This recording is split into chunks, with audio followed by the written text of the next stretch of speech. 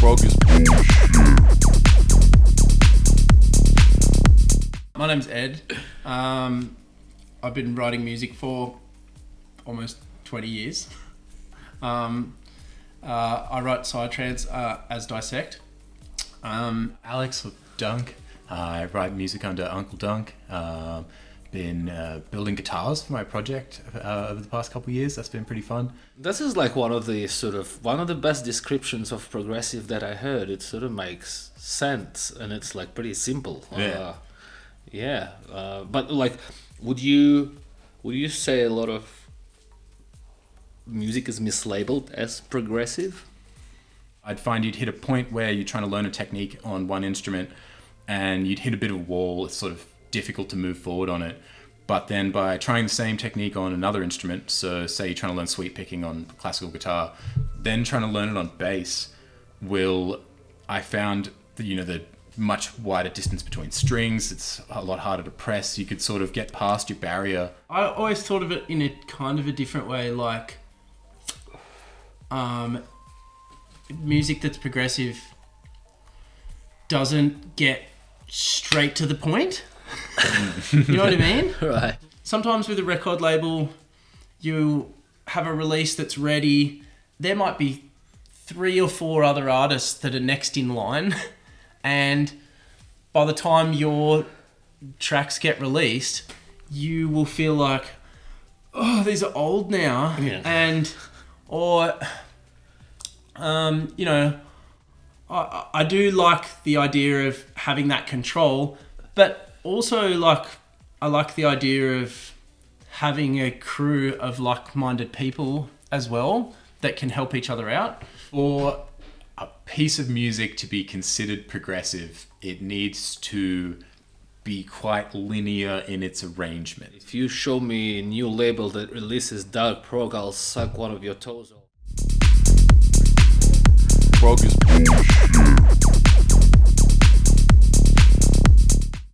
Hello everybody, this is PROG is Bullshit Podcast Epizode 11, and this is, we can call it a Christmas edition. Today is 22nd of December and we've got the Christmas tree set up with some, actually it's a gin in those little bottles as well, so it's an appropriately dressed up Christmas tree. We've got the bottle of gin with this Christmassy hat. By the way, thank you to Poncho Fox for hooking us up with these drinks and keeping it so. Cheers, guys. In a minute, I'm going to ask you to introduce each other and what you do music-wise. But in the meantime, thank you, everybody, for listening or watching. As a reminder, the podcast is available in audio only on Spotify and a video format on YouTube, which comes out a little bit later. So thank you guys once again. Cheers. Thank you. Cheers to Poncho Fox.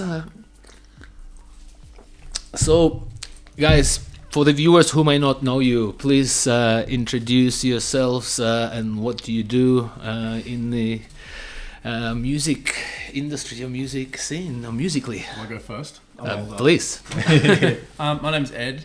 I've been writing music for almost 20 years. I write psytrance as Disect. And I've got a techno project called Humanizm, and I also write psy breaks as Booyah.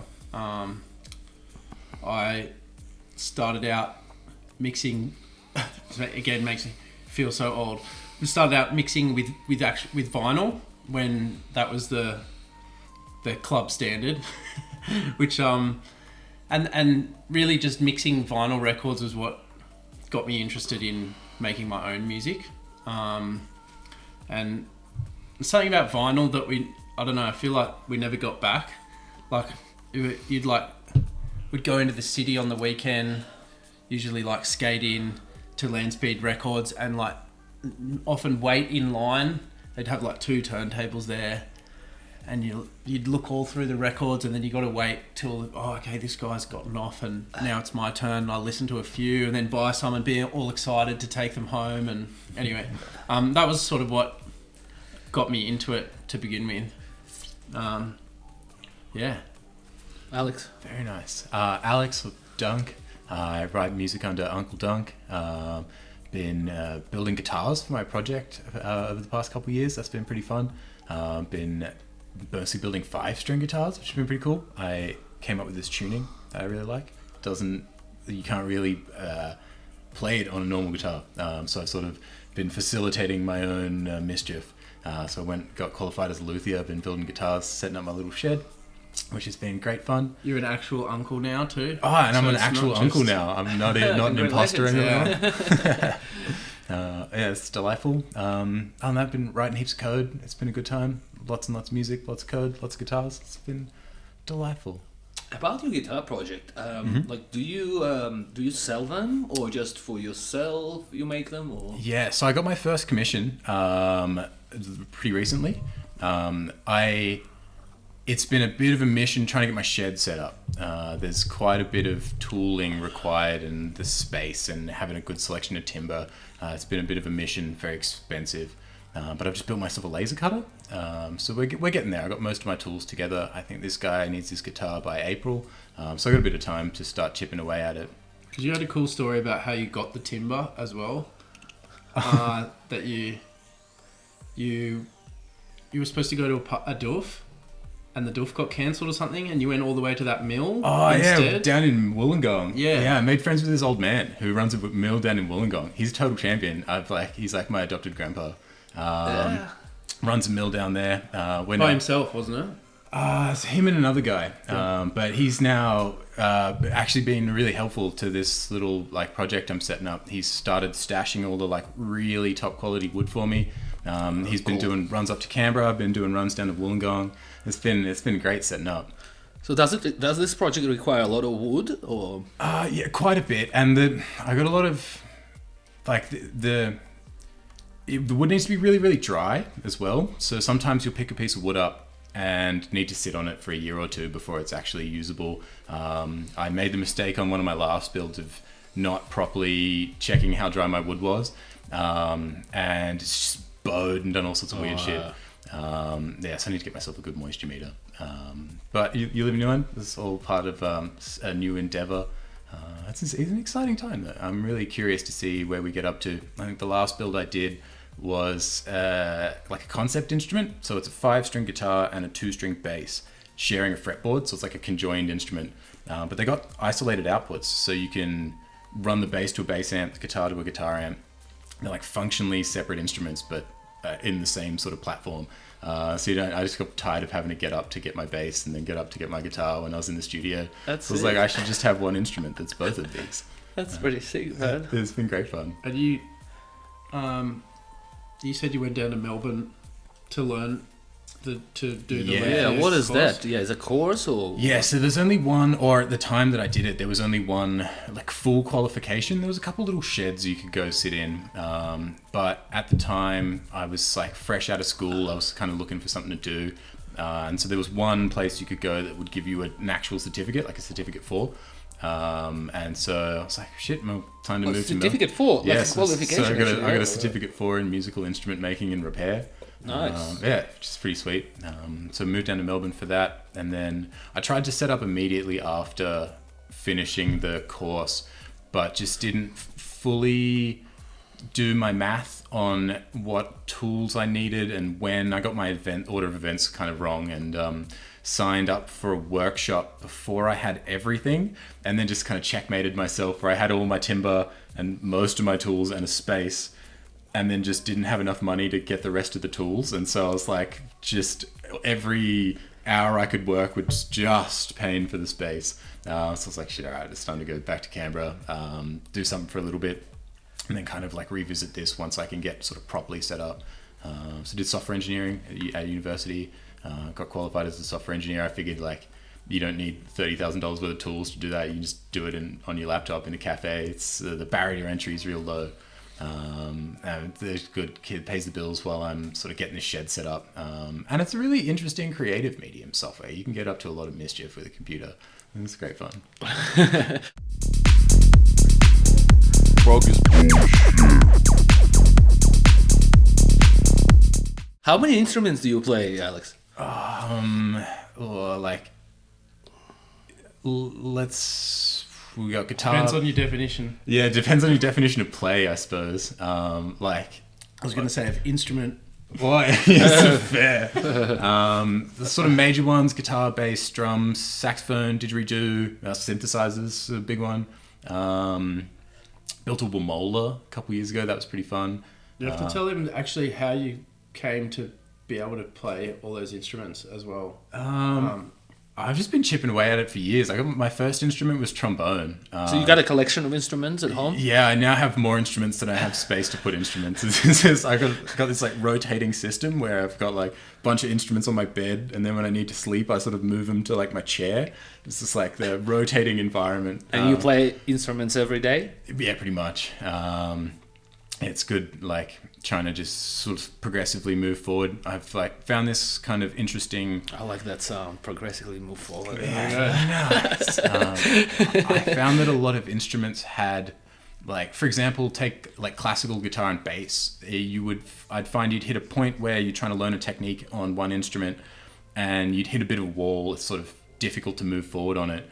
But then by trying the same technique on another instrument, so say you're trying to learn sweep picking on classical guitar, then trying to learn it on bass, I found the much wider distance between strings. It's a lot harder to press. You could sort of get past your barrier somewhere else. Like learning a lot of instruments at once, I found more conducive than actually just sticking at one instrument. It's kind of like a holistic approach to music rather than just staying on one instrument for a while. It's been a good journey. And that cool idea that, like learning one thing in one place can help you like get better at stuff on another thing. Absolutely. And he's not telling you the full story that when he was a kid, that he would get an instrument and then lock himself in his room and then, what's the opposite of classically trained, but listening to music and then trying to recreate it. Just trying what's going on there. All right, until like he can play the saxophone or whatever. Which is like, it's funny that I swear in so many ways we're like full opposites. So you said you studied these vinyls. That's what you got you into producing. But then other stuff music. like I played the piano. I started getting piano lessons when I was 30. And really? Yeah. Because that's when you started playing the piano. Yeah, and I feel terrible about it because I had a piano in my house when I was a kid, but for some reason I played trumpet as a kid for 3 or 4 years, and then I think the trumpet teacher like moved on, and then it was kind of like, well, that was that, because it was it was at school, so it was quite easy to. And then it was like, oh, well, and then I could have kept it up and I didn't. And then it wasn't until I was 30 that I thought, I really want to learn something properly, and to go and get lessons as a 30-year-old was quite humbling as well. Like I felt like a little kid. And actually there's a funny story to that the first time I went and got this lesson, the girl who gave me the lesson, she was probably 10 years younger than me, and she seemed a little bit like she wasn't sure about the structure of what we were doing. It was a little bit back and forth, and I did the lesson, and then afterwards I spoke to the guy who runs the music school, and I said, I didn't want to be rude, but is there anyone else like that I could try? And I said, yeah, there's a few other teachers. And he went through the names, and when he got to Sheila, I went, she sounds like the one, right? Because I thought, she's not going to be in her 20s, and she was perfect. She's like, she would crack the whip, you know what I mean? Yeah. Like if I didn't practice, Sheila knows about it, you know what I mean? Yeah. And she wouldn't give you encouragement for no reason. I'll just say that. But it was the type of piano teacher that I wanted, you know what I mean?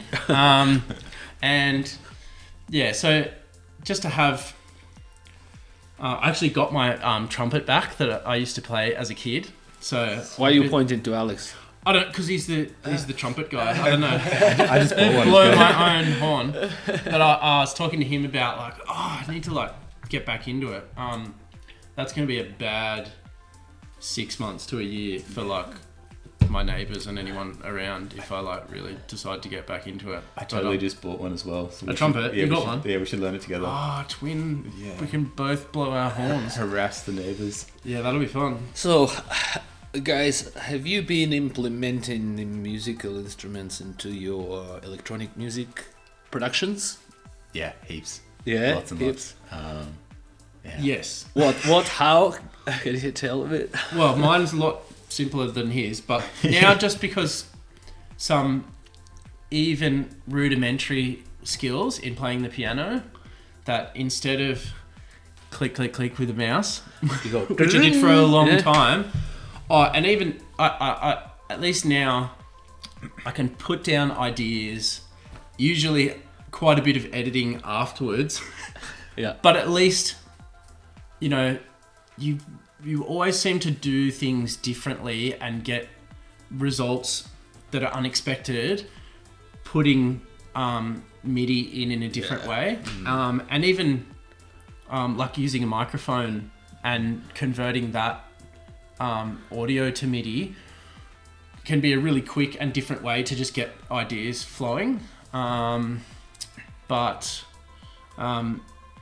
Like I've been working with Lindsay for quite a while, who will use his guitar to send MIDI, and then again that opens up a world of possibilities. But yeah, just having that different approach to it of, I'm actually jamming and then I'm gonna edit down what I've jammed, opposed to having to think about every single individual note that goes in is like a whole other game to play. Yeah.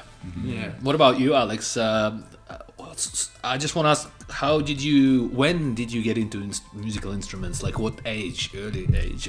10. So 10. I've been playing different instruments pretty much every day since I was 10, so like 16 years now. I just turned 26. So I kind of come from a different scenario.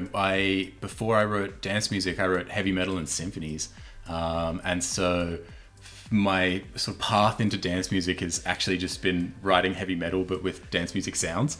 It's like, how can I do mostly heavy metal, but just kind of make it loosely dance more appropriate? Yeah. So heavy metal is your passion? Bread and butter. I really like it. Prog metal, gent, that's exactly where I like to hang out. As for using instruments in my dance music, I almost exclusively play everything in. So I very seldom will like program anything. All of my automation I'll use like knobs for. I'll play all the like MIDI in on a piano or Drums. Yeah, play my drums on a drum kit. I'll very often come up with melodies on a guitar, and then either transpose it and play it in on the piano, or just leave it as a guitar. I don't currently have a solid setup for doing guitar to MIDI. So I'll either just, as I say, go to the piano, or sometimes I'll just type it in, just draw it in manually. Lindsay said for you to pull his Roland thing out, which is at my house next time, where you have a jam. Yeah. Oh, I like that. Yeah, it's good to go. Yeah, cool. What a dude. Yeah. PROG is bullshit. So, guys, recently, Eddie, you started. You recently released an album earlier this year in April. I think it came out. Sounds right. What's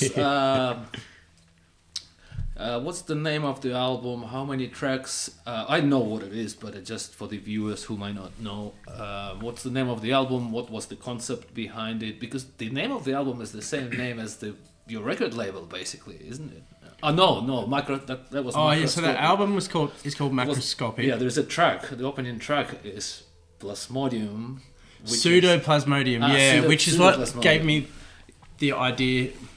So the reason why I released, I think it's 7 tracks, was really that just for years I'd been lazy about actually releasing music. So I realised that I've got a track here that I started 4 years ago, and then there was 1 or 2 of them that almost didn't get released because I forgot that I'd done them and I'd moved on to something else. So luckily I found those. But I thought it would force me into, okay, like these all have to be finished at the same time. And that really, it causes you to do some deep thinking, a lot of looking in the mirror about going and trying to go, how do I get all of these tracks to be at least on somewhat of the same level that I can release these together and not want to punch myself.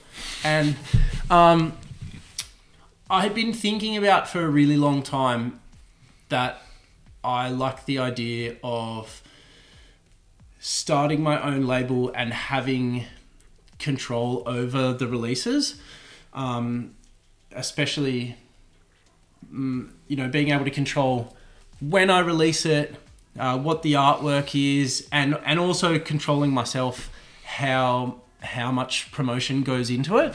Well, were you not satisfied with what you were getting? But because you've had quite a number of releases and albums previously. I guess I've had good and bad experiences, and often you can, sometimes with a record label, you have a release that's ready. There might be 3 or 4 other artists that are next in line, and by the time your tracks get released, you will feel like, oh, these are old now,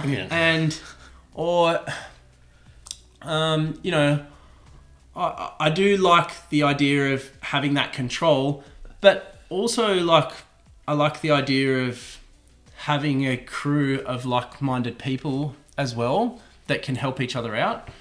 And originally, I really had kind of not massive ideas for what the label would be, but start small and see what comes of it. And it was funny that the first person who I spoke to about the label was Dunc. After I finally got the album finished. Did you pitch it to him like, I'm going to run a label, come work with me? Or did you just I'm just going to start a label? Well, that's funny. Well, I did just start the label. And then part of me thought, this could be quite a lot of work for one person. Like, depending on, if I was just releasing my own music, then I guess, it's not really a record label, is it? It's just an independent artist. But, I did want to have artists on the roster, and I like the idea of building a Canberra thing, that there's good talent here, and if there's local artists and, we could all grow, get better from each other's strengths, whether that means jamming together or getting booked as a crew for gigs or whatever. But it's funny because he was the first person I called, and it was a little bit of a pitch of, hey, you saw I've started a label, you're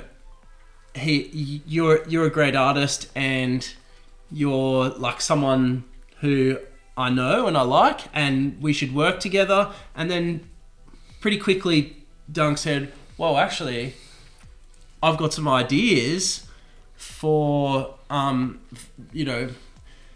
some ideas of what a label could do. And very quickly that conversation evolved into I was like, well, this doesn't have to be it's my thing and you're working for me. Maybe we should do this together. And he's hilarious. He's like, all right, I'm in. PROG is bullshit.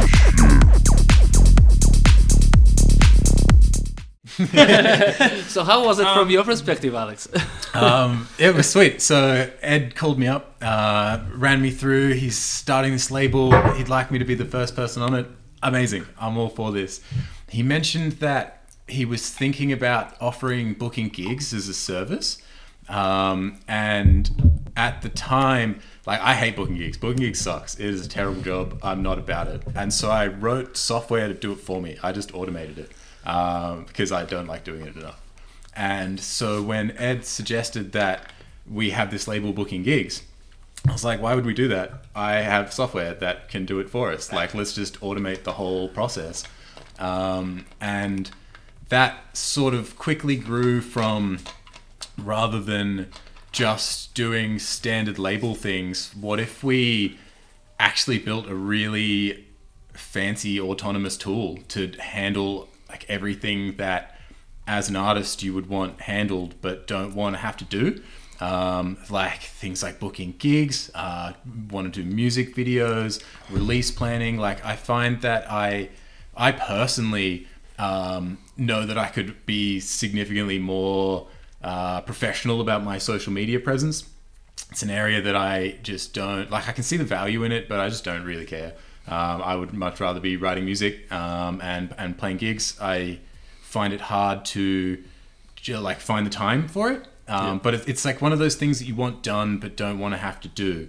And it seems like exactly the kind of thing that if you were in the position that you could hire a manager, you would get your manager to help you out with, even if not like coming up, like doing it for you, like at least coming up with ideas. So you can go, okay, you know, today, can you do this video? Can you do this thing? Can you post this?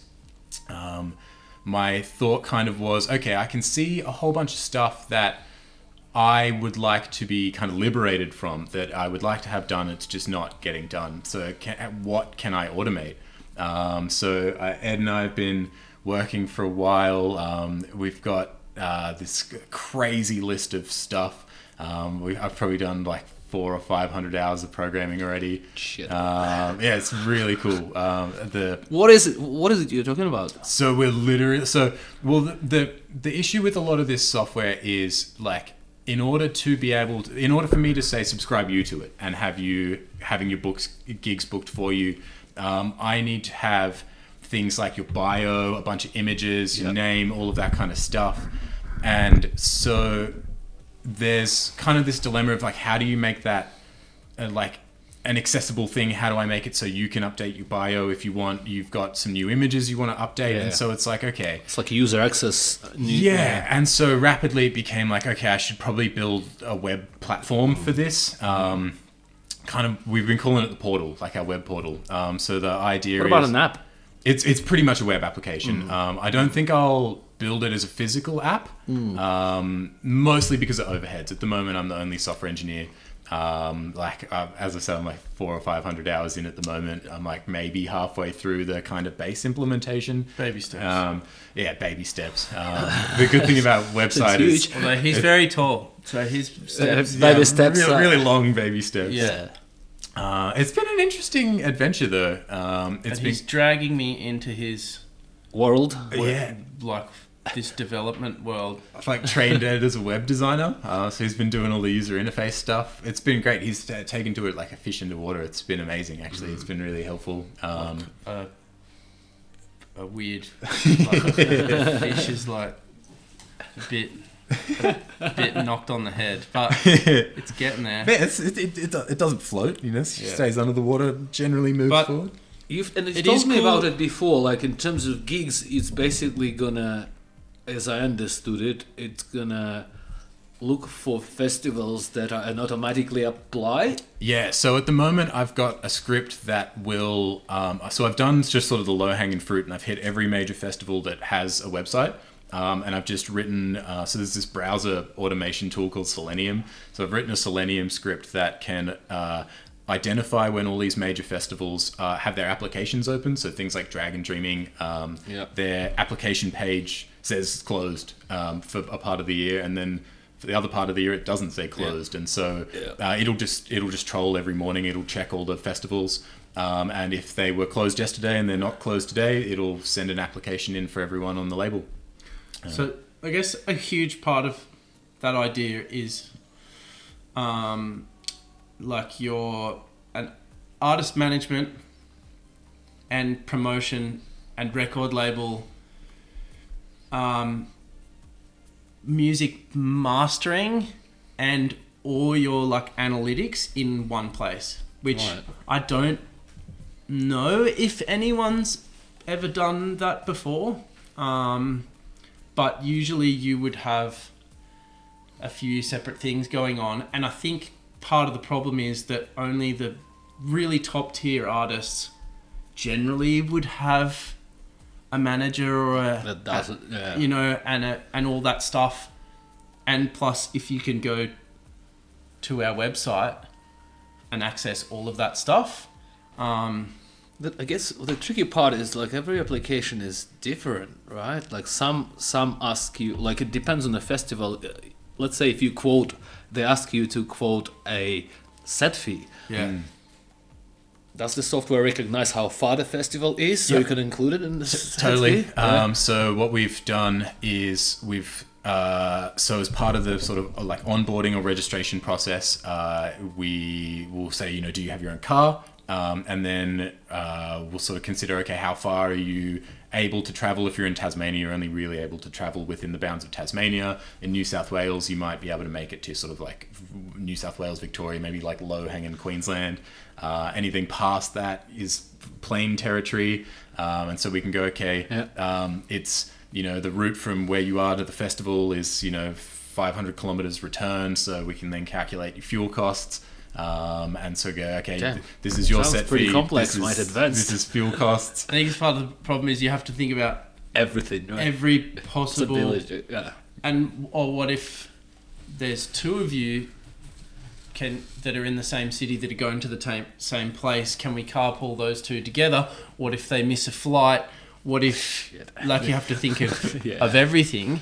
So we started having these, you know, mind map things that look like drawings of a madman. It's You know what I ridiculous. mean? Which is cool to be a part of this process. To see how this, you know, artist, you know, books flight.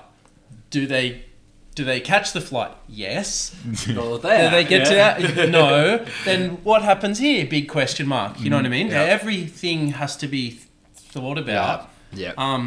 And as he would say, you end up thinking about some really hilarious situations, ethical and otherwise, of like, well, what do we do if the artist like gets paid 50% up front and then never shows up?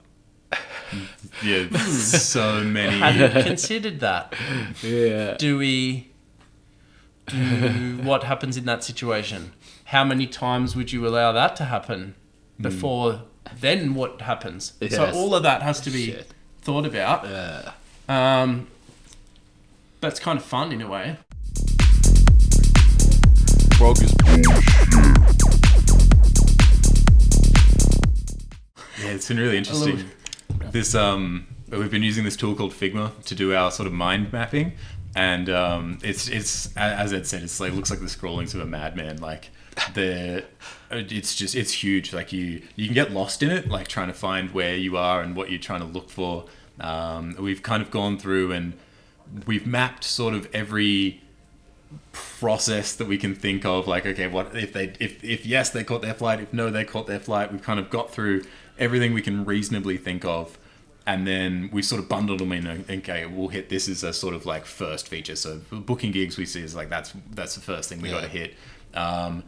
I spent a lot of time in the AI space, doing a lot of generative stuff, generative text, generative videos, especially in university.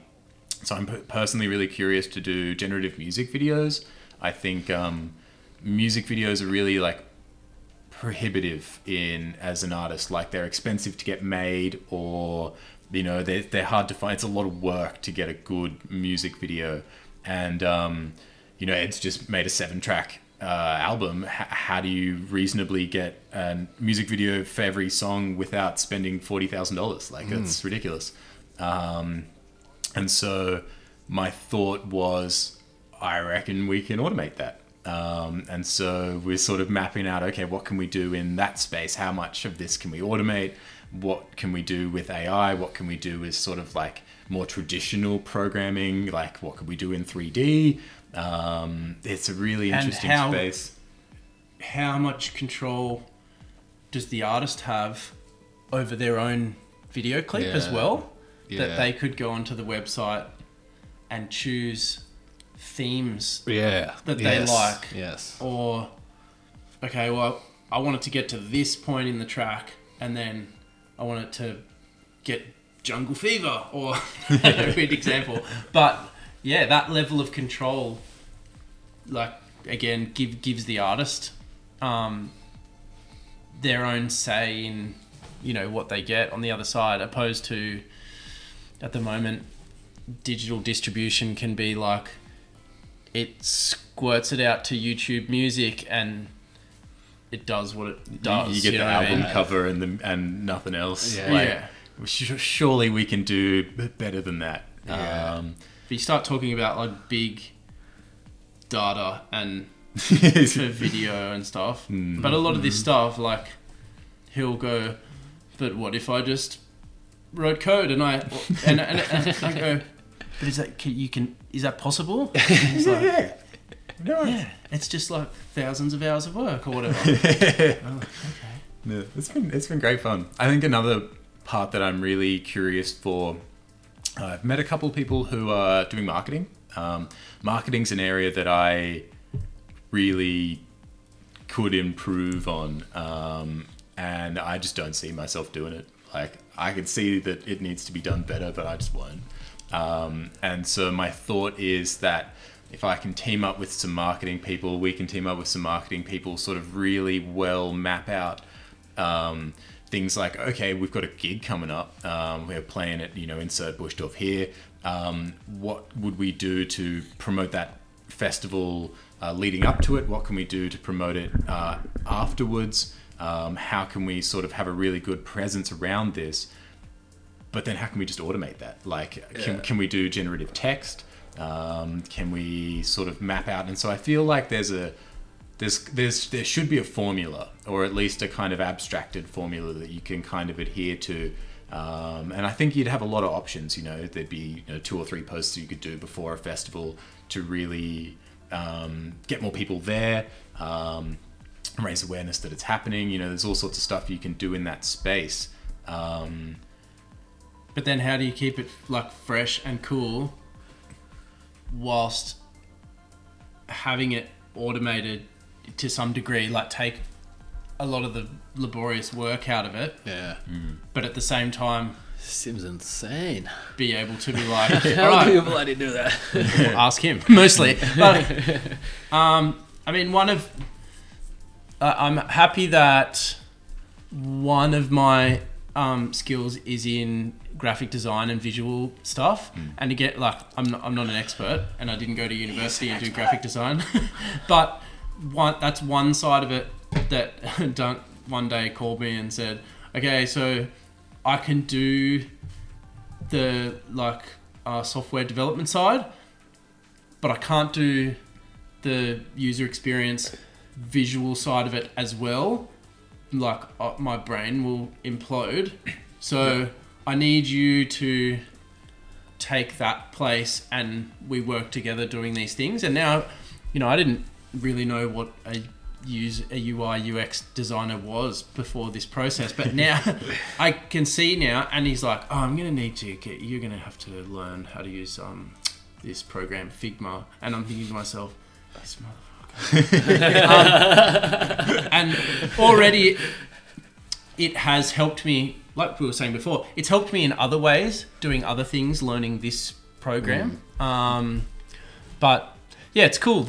And again, because we're so different, there's things that, like, I might have ideas. Okay, so one idea that I came up with for the website that I'm pretty proud of is we were talking about, okay, so what if you're an artist and you're using the website and it's going to have some form of notifications. How do we handle that? And I said, oh, what if it's got like a little character and it's Portal Mum?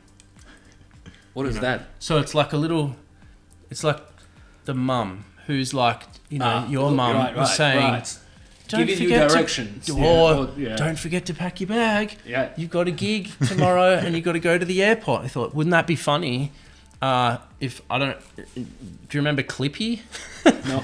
From like Microsoft Word. in, Yeah, it was like this little 2003. character that was a paperclip who would pop up and like go, hey, Yeah. kind of like that. Yeah. But a fun way of, and he's like, that's hilarious, I love it. Portal Mum, let's do that. PROG is bullshit.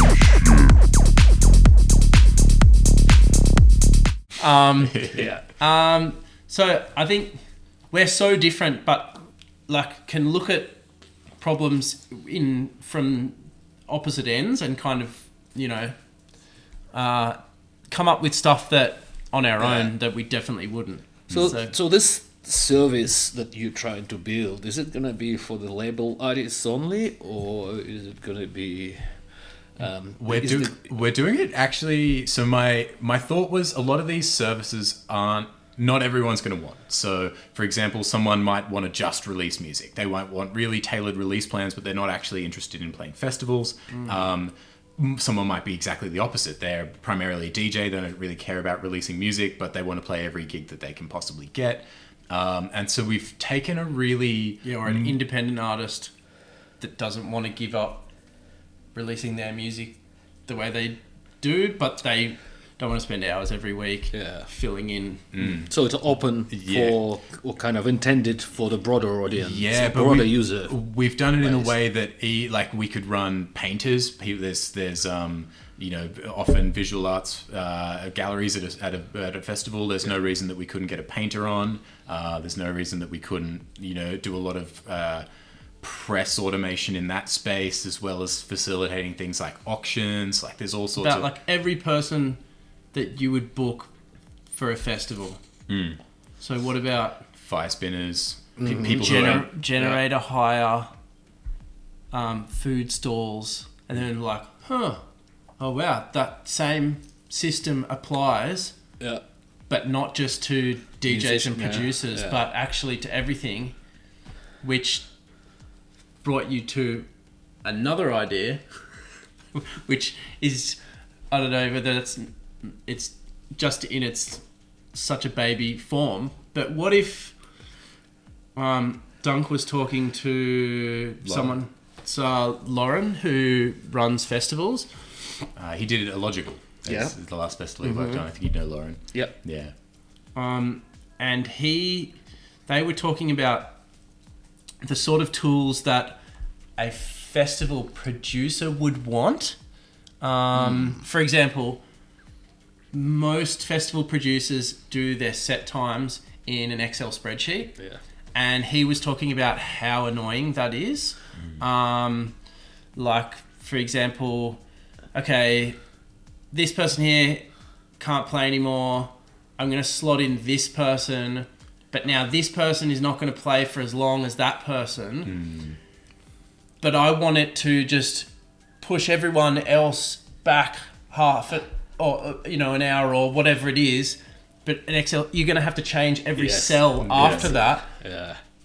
Well, like, you could definitely create a tool that does that in a way better way. And then he had all these other amazing ideas for, well, what if... But aren't there already tools like that available? Scheduling tools, like event maybe not management tools? Specifically designed for festivals in the same way. What we were thinking is that, like, if we're sending applications in, like, say we've got, you know, a whole bunch of DJs, producers on the sort of label or the software, the portal. We've got a bunch of painters. We've got people who own generators. We've got stalls. You know, suddenly we've got, you know, let's say 100 people that might be within scope of applying to something like Dragon Dreaming. If we sent 100 applications in, because it's autonomous, that'll happen in 15 minutes, an hour. Like, it's going to look like spam real quick. And so it's like, how do we still have... How do we maintain the presence of being a really professional entity, and not like trip over our own shoelaces, I suppose, trying to set this up? And so they're like, oh, there's like 50 emails from those same people that's come through 5 minutes apart, you know, like, and so we very quickly were like, okay, we should set up something so, you know, a festival can come in and say, okay, I want this person, this person, this person. I don't want this person. You know, I want these other 9 people, and I want this generator. You know, do you have any other generators? Like, we need more than that. Suddenly... And they're getting a bulk discount at the same time. Suddenly the need for the festivals to have an experience on this as well became a sort of bit of a necessity. And so it's like, okay, well, if we're taking one step, we may as well take 9. Yeah. Like, if we're... an artist and a festival. Yeah, right? Like, why not liberate everyone from admin work? Because no one wants to do it. Everyone wants to just have fun and party and to create. Like, no one wants to do their admin work. So let's just automate it for everyone. Yeah. Let's make it easier for DJs to get gigs. Let's make it easier for festivals to manage their stuff. Like, I think, and I feel like, you know, if you're setting up a festival, you'd spend months trying to go, oh, you know, I really want Rhinoceros. You know, I got to try and get in contact with him. I'm not his friend on Facebook. You know, what's his email address? You'd spend a week trying to get in contact with him. You know, or like insert other person here. You know, it'd be such a juggle trying to stay on top of, and especially if you've got a couple of admins, you know, a couple people working on it, you know, who was messaging, you know, producer X, who was messaging producer Y, maybe 2 people were messaging them. Like, suddenly it's like, oh, you know, when were we talking about set fee? You know, like, it's become such a juggle. And so if you can create an experience where someone can jump in and go, okay, cool. And then it's almost like shopping. Okay, I want this person, this person, this person. I know that they're available. I don't have to wait for them to, I don't have to spend weeks trying to get in contact with them and then wait for them to reply to find that they've got 2 other gigs that weekend and can't make it. Yeah. You know, like, by having all of this in a sort of place, you can see what their calendar is. You know, they're just not available. They got gigs on that weekend on the other side of the country. Not a chance, but, you know, these other 15 people are absolutely available. And from the artist point of view, imagine you can go log in, look at your calendar and go, I've got gigs here, here and here. I block this out because I'm going to be away with my family there. Yeah. Oh, cool. I've got a message. This has offered you a gig. Oh, I've got a message. You're blocked I out. could accept. Bang. Right. Oh, I've got a message from the mastering engineer who said that they've got the first revisions on the tracks are there. Oh, what if I want to go into my analytics and I can see how many Spotify plays I've had, how many sales I've got through the label. Like, you wouldn't have to go. I mean, most. It sounds like a potentially a mega bloody an evil idea. Not evil corporation. No, not evil. Actually, a potentially new thing for the music industry that hasn't existed. That could be like I feel like Spotify type of thing. And what if bigger? What if like because he is really good at. I tend to try to go as the crow flies. You know what I mean? So my idea of our original website was like, but don't we just need like a website and it's got the tracks and it's got links to it, but not understanding. But then what happens when you want to scale it up, when you've got 10, 20, 50 artists? You have to redesign the whole website because it was never built to handle that much scale. Yeah. So his whole thing is not as the crow flies.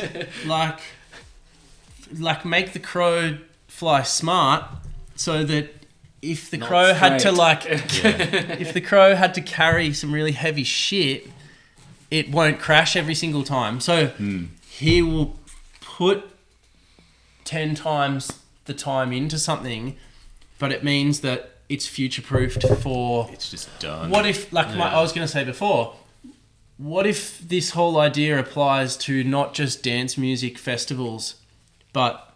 music in general. Bands. Yeah. So what if it's a jazz band and they want to find gigs in little clubs and you should...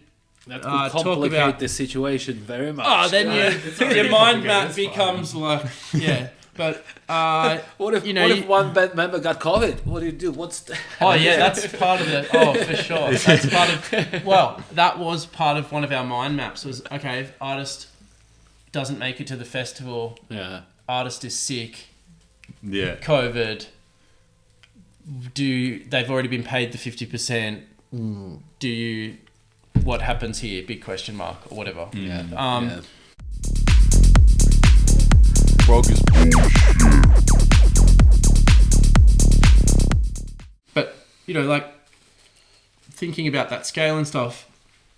Maybe you should talk about the Cactus Emporium and how his a website he'd already built kind of gave him some of the ideas of like how this whole scaling thing would work. Yeah, so my friend Eric and I both were collecting cactuses, and we were sort of trying to work out how we could justify owning thousands of cactus and make that not a strange thing to do. Like, how can we get away with this? My first question was, how many of these cactuses? I said, how many of them are psychedelic? It's like pretty much all of them.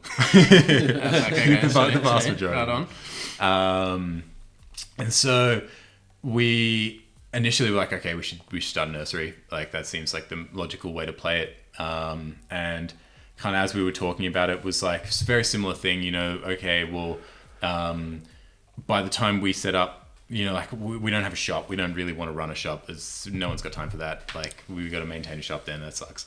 How can we do this online? And it's like, by the time you've spent enough effort to get a web shop up and running, you may as well have done it for everyone at once. Like, why stop at just having it be one person's worth of software? Why not make it everyone's worth of software? It's, you know, not that much more effort. And suddenly, you know, all of these people that didn't know how to use the tools, like, you know, it's hard. There's a lot of steps, you know, and it's a really specific niche of understanding. Yeah, it's not normal people what he's doing. And so I think it's like what I'm trying to achieve. Evidently not. It's some of the software is like, You have to think on another level. That's a lot of it. Bigger he has to picture, talk to me like I'm a baby. This, and then and I still like he's like, you sound like the classic like mum who's like, that's nice to you. Because I'm just like, I don't know what you're saying, but I agree. I think it's good though. Like, we complement each other really well, because I have a tendency to get carried away. Like, what if we did this and also this? Oh, there's like 9 other things we can do here.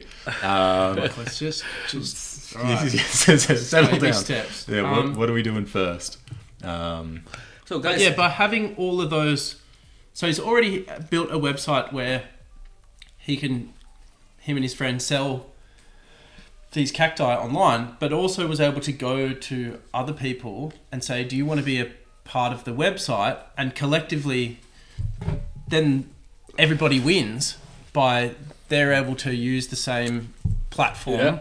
And then, that sort of same idea applies of, well, what if, you know, it's not just, like you said, it's not just people on our label, but, you know, it could be a collective thing that helps a lot of people. And like I was saying before, not just like the cream of the crop artists who have, you know, a manager and stuff like that, but it might give people access who are up and comers that, you know, and especially who don't want or cannot use this administrative and publicity, PR, sort of social media stuff. Yeah, it's probably also important to mention that it would the whole idea would be that, okay, you play a lot of gigs personally. Say like this year, but you if you were on our website on the platform, then a lot of people's first question would be, sign me up. Yeah, well, okay. Then you would say, but what's my set fee? Yeah. And then, but we would say your set fee is whatever your set fee is. And then we charge a commission on top of that. Yeah.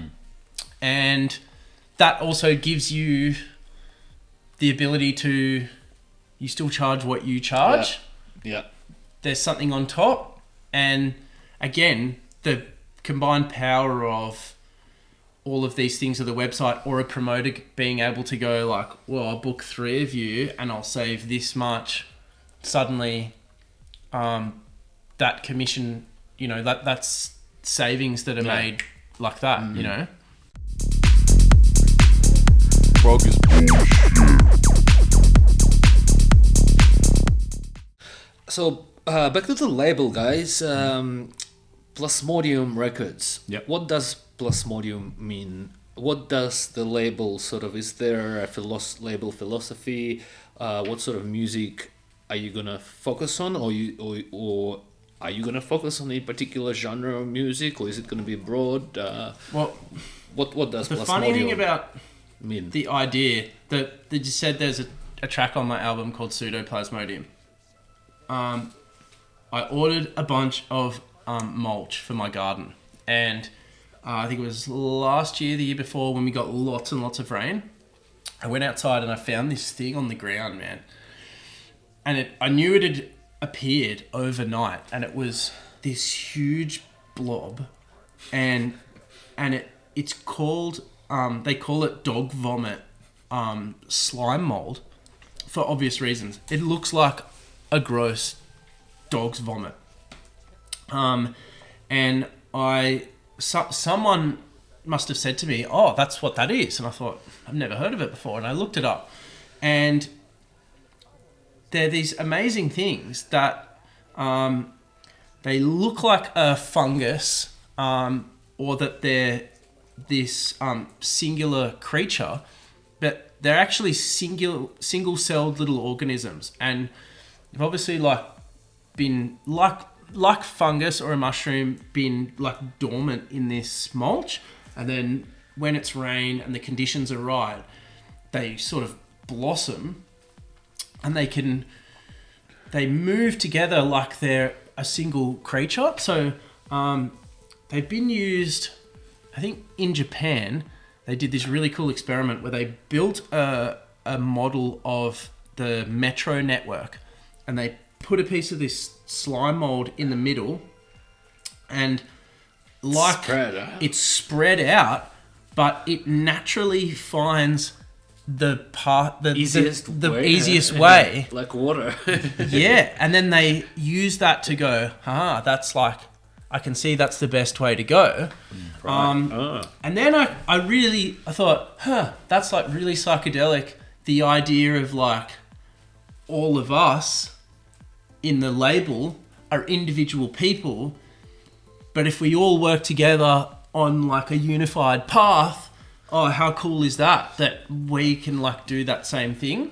So that was kind of, I was throwing the idea around for a while of, I was thinking, slime mold records, yeah, and then I thought, I really like the word plasmodium, and so far we have kind of just had the idea of, what if we're not like fully pigeonholing the label into, you know, a lot of really successful labels these days are a really specific subgenre of music, which has its advantages. Like people just go, I want that dark bush sounding minimal techno, and I go like straight to this label or whatever.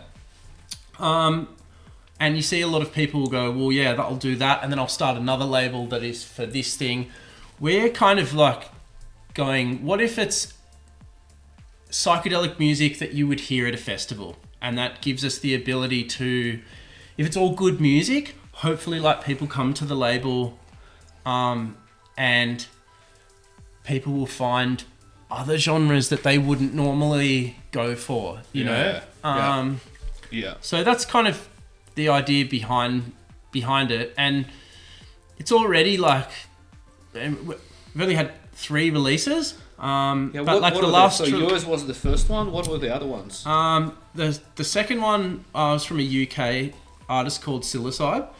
And him and I were on the same label together a long time ago. and we actually stayed in touch. I always liked his music. It's like really full on, quite like manic stuff. And the label that we were on is not around anymore.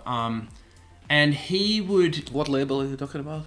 It was called Fish and Chips Records, and it was actually the first label I ever got signed to. And I was like, oh my God. And he, since then, we had a small group of people of like his fans and friends, and he would finish a track and he would just put it up for free download and say, here you go, guys. You know, after I started the label, I got one of these messages from him that I hadn't seen for a really long time in this group message. And I did this secret little sly message on the side and said, hey man, like I've just started doing this and I've always loved your stuff. And very quickly he was like, oh, actually, I've got this new track here. And then it was a bit of a funny one. He had three other tracks that were he'd made them years and years ago, but never been properly released. And they were like recovered from a hard drive that it was like he'd like smashed or something hilarious. Anyway, so they're all great. And so that was the second release, was Washing Machines from Outer Space. Yeah. And the third release was from this guy called, he's got two projects. One's Decibel and one is Delt. And he's a veteran in the Australian scene. Like he's been around for 20 years. He's got 3 kids. He's the dad like me. So we have a mad dad vibe. And his release, Tipping Point, just came out 2 weeks ago. It actually hits all platforms tomorrow. So, you know, we've already... That one is a sort of dark prog vibe that, again, probably wouldn't have been the first... Like, it's not my favourite type of music, but has come to the label and I've gone, wow, like, have a listen to this, and has really grown on me. There is a DJ on Facebook said, if you show me a new label that releases dark prog, I'll suck one of your toes off. I might just tell him, not that I want that experience, I'm not gonna let that happen, but just to, you know, show him another label. Send him over. Yeah, brilliant. So the next... Yeah, here, some of the other Alex, stuff... yours is next one in the pipeline, or is it correct? Yeah, totally different though. What is that? I'm just math rock is the next one. Math rock. What is math rock? Math rock is like, so it's inspired by bands like Polyphia, Jacob Zaiteki. So it's very much like progressive rock. Rock. Yeah, so it's maybe like 20% dance music. Like, I didn't know either, by the way. Yeah, not a lot of people do. On this podcast, progressive rock comes up quite frequently, actually. Cool. And that's why... I just meant math rock. I was like, I don't know what that is. But it sounds cool. Math sounds progressive. It's progressive, rock. So how many tracks is going to be on it? So it's 3 tracks. Nice little sort of like tie together. So the first track's like mostly in 5/4. It's just good, like kind of nice daytime music. Lots of fancy guitar work. Just good, like really sort of like clean kind of vibe. I really like it. I think it'll be an interesting addition, and I think it'll really open up the label to some broader others. audience. Yeah, broader audience. And I think it'll sort of potentially inspire people who otherwise wouldn't have sent us stuff to send something through. Like I think if you see, 4 Psytrance releases or 4 Bushduff releases on a label, you're unlikely to send your rap album in or your like heavy metal album in. Yeah. But if there's suddenly some math rock on there, it's like, oh, actually, maybe these guys might release this. PROG is bullshit.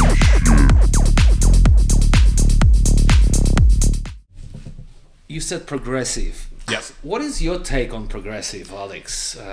So I think a piece of music to be considered progressive, it needs to be quite linear in its arrangement. So it'll sort of, rather than being the kind of like, take pop music, for example, where there's kind of like verse, chorus, verse, second chorus, that's basically the same chorus again. Bridge, chorus again. I think in a lot of progressive metal, it's just an adventure. The start is completely different to the finish. Yeah. There's no, or very little repetition. Yeah, it's just a straight adventure, which is something that I really enjoy. I feel like psychedelic adventure music is exactly kind of my style. But some of the psytrance that got me into electronic music was just like, where is this going? Yeah. And not having that pattern of chorus verse of like, but maybe it finishes in a way where you go, there was that thing from the beginning. Yeah. But the journey was like, what is happening? Yeah. This is like one of the best descriptions of progressive that I heard. It sort of makes sense, and it's like pretty simple. But like, would you say a lot of music is mislabeled as progressive? Because like it just gets so confusing sometimes. Yeah, I guess it could be so vague that you can. It depends on the definition, isn't it? I always thought of it in a kind of a different way, like music that's progressive doesn't get straight to the point.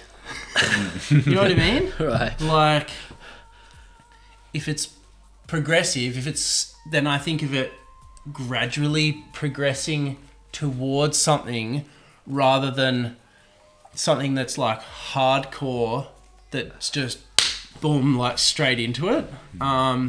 So you can kind of look at it in a different way as well. Like can something be like hardcore and progressive? Surely.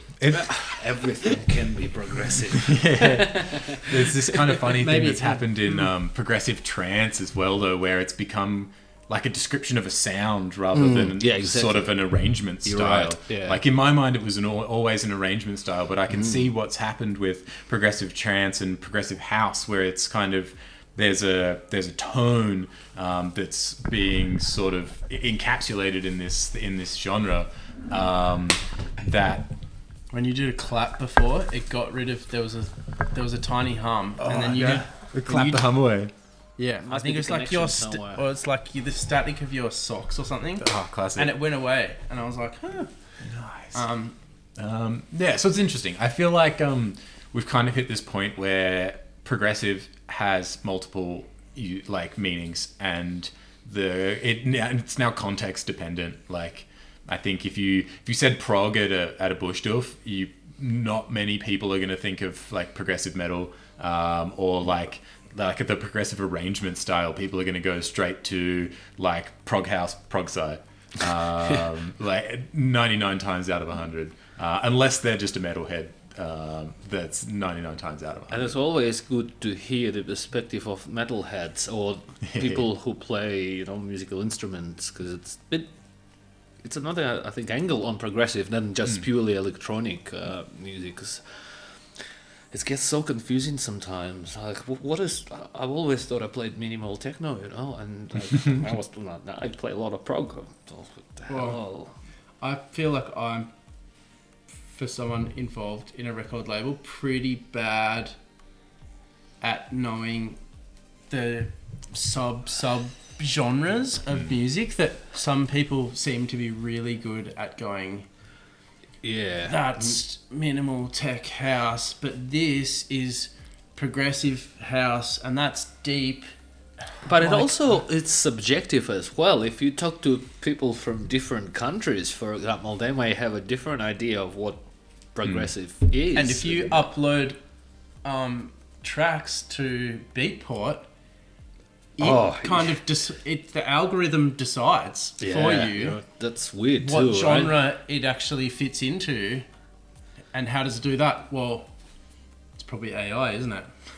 Yeah, well, probably. I don't know how AI decides on, but Beatport got a bit kind of weird genres too. Like, And it often gets the key wrong, I've noticed. Interesting. yeah, It'll say, oh, this is E minor, and I'll look at it and go, no, it's not. But are you able to Okay. go in and edit it manually? I couldn't as an artist, but maybe As a labels label? can. Mm-hmm. I don't know, but So have you uploaded your own stuff as an artist when you were like your latest, for example, album? Is it on Beatport or not? it is.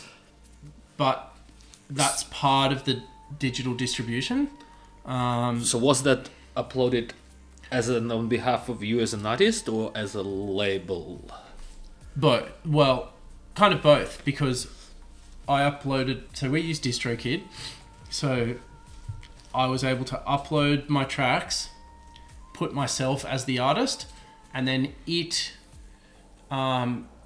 guarantees if you give it a month from the time that you upload it, it basically guarantees, okay, you'll hit all platforms, Spotify, Beatport, Apple Music, everything at the same time. Yeah. And gives you some other cool like analytics as well. And you know, coming back to AI, even companies like DistroKid are now implementing tools to say make your own album artwork with AI within the platform, or cool. creating videos and stuff. So you can see, and you guys are probably Trend. aware of like how much AI in the past, like a year, has really taken off, and it's kind of interesting seeing how divisive that is, like especially in the visual arts community, and when it comes to copyright and ownership and all these things. It's quite interesting. And you know, thinking about a lot of the stuff we've talked about in terms of automation and AI, like what a lot of this means for the human race and jobs in the future is like, you know, people have been kind of thinking about these things for a long time, but now we're actually seeing like real world stuff happening. Yeah.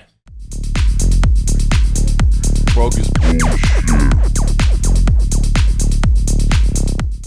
Yeah. But some of the AI, like visual art, is bloody hectic, beautiful. Like it's like insane. It's really like the curve of like what is possible now. So is- can AI recognize prog? Surely. Surely. If you trained it well, like if you had a good data set, you could absolutely train a neural network to recognize prog. Well, and it, interesting that you ask, Because because there's- it's already can make music based on you giving it instructions, and learning from a network. So a hilarious example that I saw was this guy, I think it took him a whole weekend to train this network and then to render it out, and he told it, I want you to, it's using software, something called like Jukebox AI, I think, and he told it, I want you to learn from all of like Phil Collins's music, and I want you to write a Christmas album. And it's on YouTube, and it's like, it's pretty rudimentary in the phase it's in, but there's bits of it, man, where you're like, dude, like it sounds like him, and it's, you know, it's learnt some of those sort of mannerisms and the style of his music, but put different words in there, and obviously learnt what's the Christmassy stuff. So it's all about, you know, buying people Christmas presents, and I don't know what to get. And it rhymes. Yeah, like it's within, who knows, the next 5 to 10 years. And this is funny, I've already seen artists talking about, well, what does that mean for like electronic music producers in the future? Because it could well mean a lot less people end up writing electronic music when, well, what's the point if someone can just go to a machine and write, I want an infected mushroom style, but I want it to be as driving as Zen Mechanics, and I want you to use, you know, the vocal samples from this. And then I'll wait overnight while I'm asleep. It's doing its thing, and then I get up in the morning and I check it, and I'm like, I'm the best ever. Good. I'm the best ever. And that, I think that is going to happen. But again, I think it's like in the same way that, you know, sample packs came out with all these really professional sounds, and suddenly like nobody had to do their own sound design and stuff if they didn't want to. They could just go, boom, there's Use a this snare, sample pack. there's like my hi-hats, there's my kick and bass, bang, bang, bang, bang, bang. And you could do it. And there's people who've released sick music, all samples. But I hope that the AI will actually give you the tools to take away some of the like really boring like work that you don't want to do, and then be able to like concentrate on more of the fun stuff. And for me personally, it'd be awesome if it just like did some of the really technical boring stuff that I don't want to do, or like I could be like, okay, like write me a lead melody, and here's the parameters I'm going to give you, and it can get me started. Yes. And then I can go, okay, cool, I like to see where this is going, and then I add to it, rather than like, boop, I press play, and then in the morning I'm like, I'm the sickest ever. Like, which like a lot of that's definitely going to happen. I think it's how we use it that's going to make the difference. Yeah. I don't know. Have you guys AI mastering? Have you had any experience with that? Like, there's apparently this. I haven't used it. I did briefly look at Isotope has a tool. I can't remember what it's called, but they've got an AI mixing solution that I briefly had a look at. The computer I was using at the time just didn't have the balls for it. But there's, I think, a lot of potential in that space. I think there's, and like, I think for a sort of smaller, someone's like a bedroom producer, can't afford a big, well acoustically treated room, can't afford, you know, really fancy speakers, to be able to have their track sort of like shuffled around and put in a sort of much more professional arrangement, potentially could save them, you know, years worth of crashing their head into a wall before they start getting something that sounds even remotely good. At the moment, the online stuff especially, like there's no way that would really match a professional engineer. Yeah. But again, give it time, because like it's just a matter of time.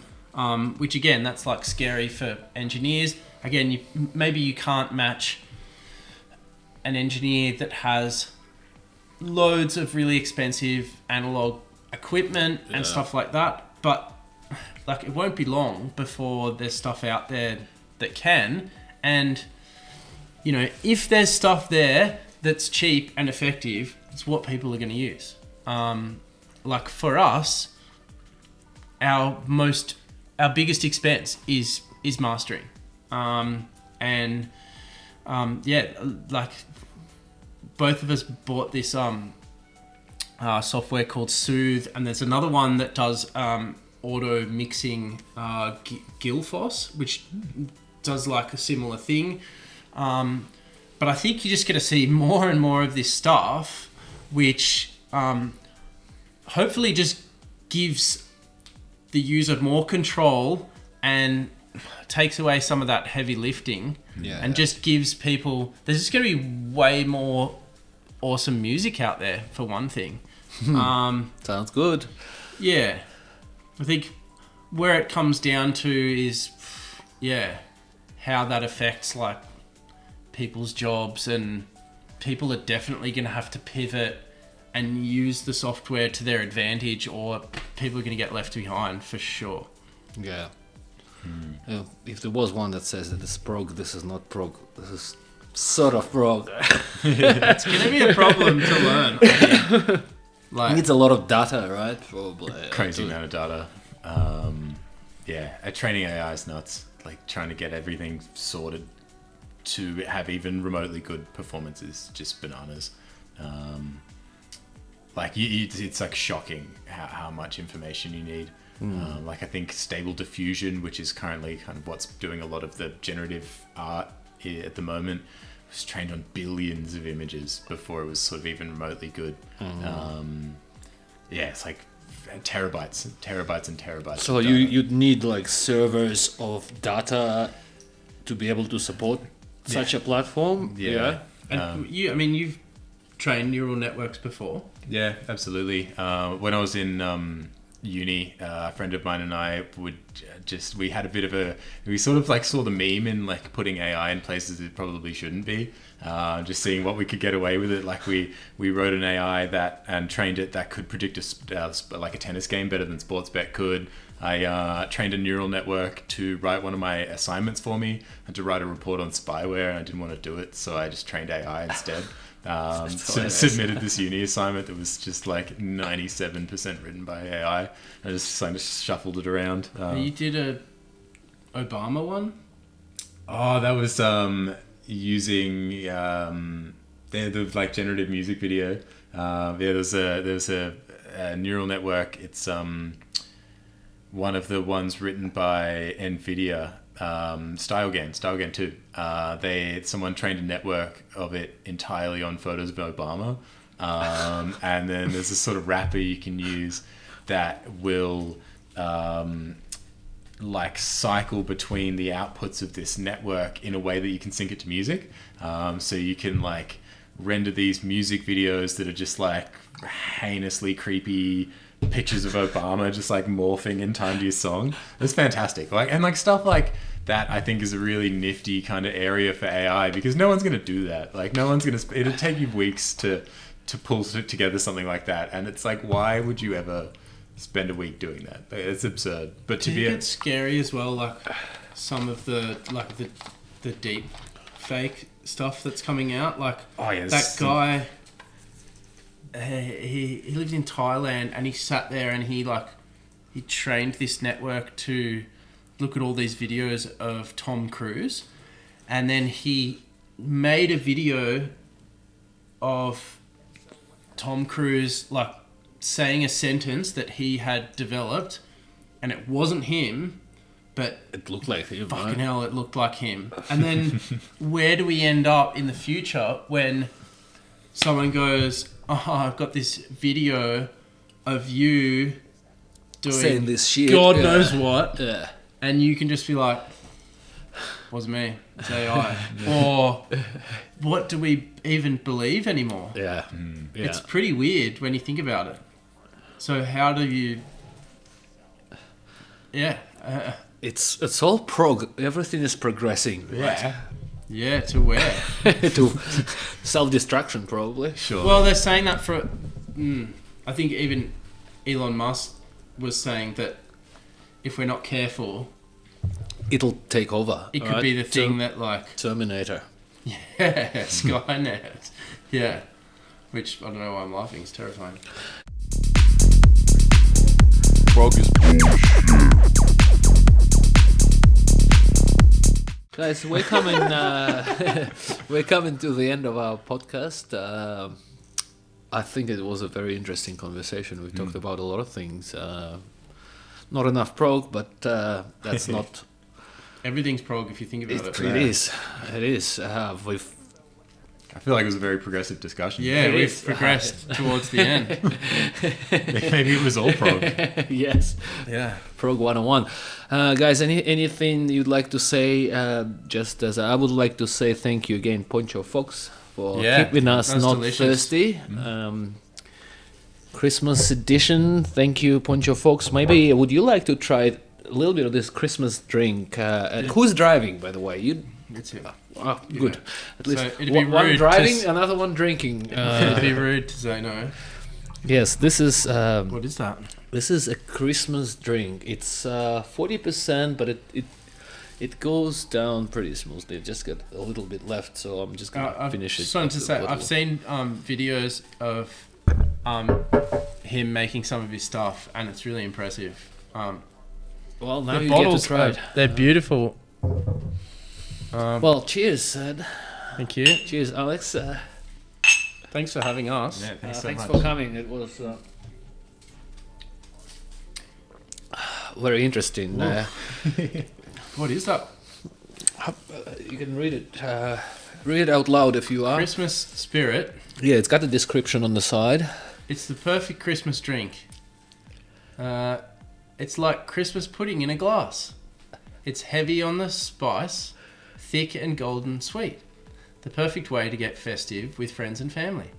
Watch Die Hard on Christmas Eve, sharing a delicious meal with loved ones, or even just to drown out your racist uncle. Uncle is He's not not- drinking, but he's he's not not racist. See, I would have put... Now, Die Hard's right up there, but I would have said... Rambo. No, my tradition is probably more, like the Griswold's family Christmas. No, I'm not familiar with the Griswold's family. What's it? I know Adam's family. You remember the movie? Back in Christmas the- Vacation, and then there's the European Chevy Chase. Home Alone. Oh, no. Home Alone. That's a good Christmas movie, man. That is a good Christmas movie, but I thought you were like confusing Macaulay Culkin with Chevy Chase, which I'm like, I was.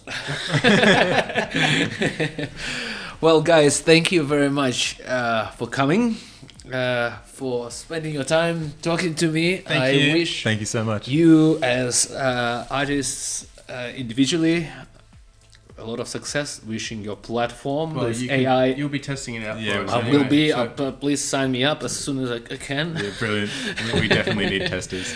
yeah. Yep. Prog on. Yeah. Thank you. Delightful. Thank you everybody for watching and or listening. Stay tuned for more, and we're gonna continue with a few more drinks. That's all gonna be behind the Love scenes. your work, man. Yeah. By the way, yeah. Thanks, Absolutely. guys. Keep doing what you're doing. I am. All the best. Cheers. Yeah, Thank you, bye. everyone. Prog is bullshit.